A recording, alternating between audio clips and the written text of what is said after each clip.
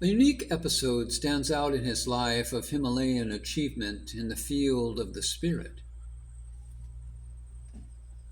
When the author of A Search in Secret India met the Paramacharya first at Chingleput and sought help in his explorations of the mind and heart of the real India, he was asked to go to Tiruvannamalai and meet Bhagavan Sri Ramana, who was a shining example of self-realization. In his account in the book, Paul Brunton relates how the sage guided the seeker to the Maharshi. He writes, "I look at him in silence.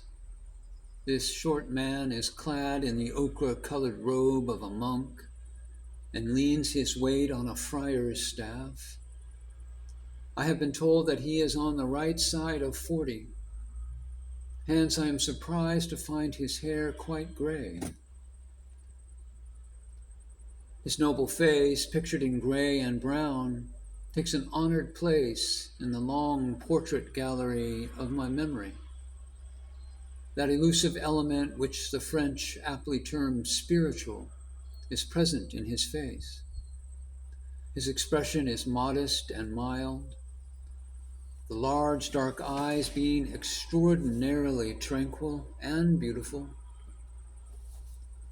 The nose is short, straight, and classically regular.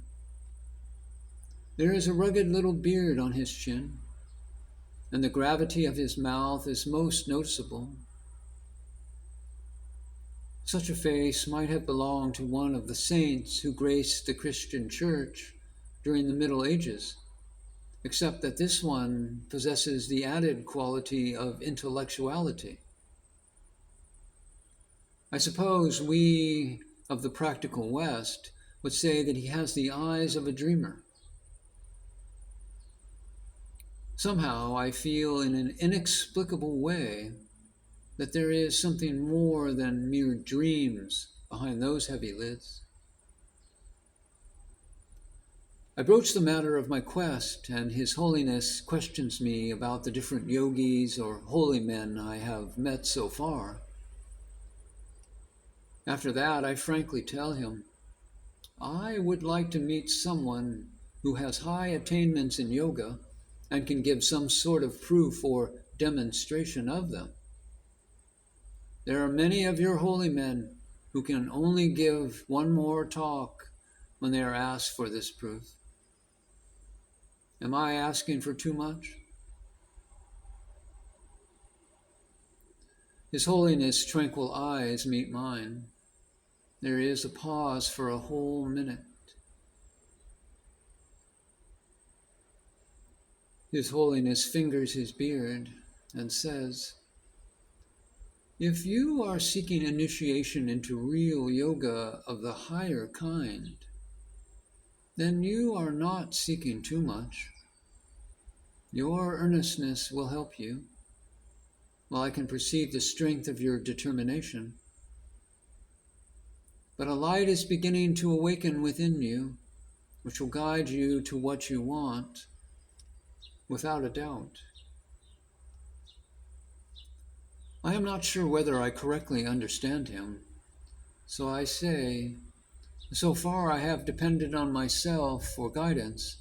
Even some of your ancient sages say that there is no other God than that which is within ourselves, I tell him. And the answer comes swiftly. God is everywhere. How can one limit him to one's own self? He supports the entire universe. I feel that I am getting out of my depth and immediately turn the talk away from this semi-theological strain and ask, what is the most practical course for me to take? Go on with your travels. When you have finished them, think of the various yogis and holy men you have met. Then pick out the one who makes most appeal to you. Return to him and he will surely bestow the initiation upon you. I look at his calm profile and admire its singular serenity and say, but suppose, Your Holiness, that none of them makes sufficient appeal to me. What then? In that case, you will have to go on alone until God Himself initiates you. Practice meditation regularly. Contemplate the higher things with love in your heart. Think often of soul, and that will help to bring you to it. The best time to practice is the Brahma Muhurta, the hour of waking, between 4 and 6 a.m. The next best time is the hour of twilight. The world is calmer at those times and will disturb your meditations less. He gazes benevolently at me.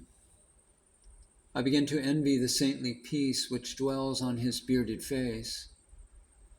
Surely his heart has never known the devastating upheavals which have scarred mine. I am stirred to ask him impulsively, if I fail, may I then turn to you for assistance? The Shankaracharya gently shakes his head and says, I am at the end and ahead of a public institution, a man whose time no longer belongs to himself. My activities demand almost all my time. For years, I have spent only 3 hours in sleep each night. How can I take personal pupils? You must find a master who devotes his time to them. But I am told that real masters are rare, and that a European is unlikely to find them.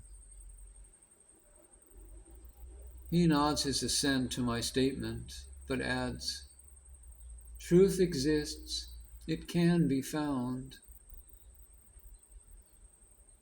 Can you not direct me to such a master, one who you know is competent to give me proofs of the reality of higher yoga? His Holiness does not reply until after an interval of protracted silence.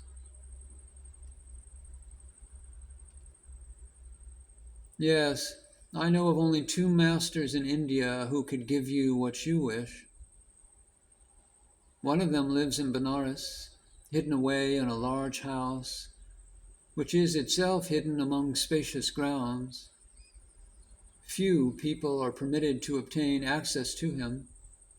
Certainly no European has yet been able to intrude upon his seclusion. I could send you to him, but I fear that he may refuse to admit a European. And the other? I ask, my interest strangely stirred. The other man lives in the interior, farther south. I visited him once and know him to be a high master. I recommend that you go to him. Who is he? He is called the Maharshi. Shall I provide you with full instructions so that you may discover him? A picture flashes suddenly before my mind's eye. I see the yellow-robed friar who has vainly persuaded me to accompany him to his teacher. I hear him murmuring the name of a hill. It is the hill of the holy beacon, Arunachala. Many thanks, Your Holiness, I rejoin, but I have a guide who comes from the place. Then you will go there? I hesitate. All arrangements have been made for my departure from the south tomorrow. I mutter uncertainly. In that case, His Holiness says, I have a request to make. With pleasure. Promise me that you will not leave South India before you have met the Maharshi. I read in his eyes a sincere desire to help me. The promise is given.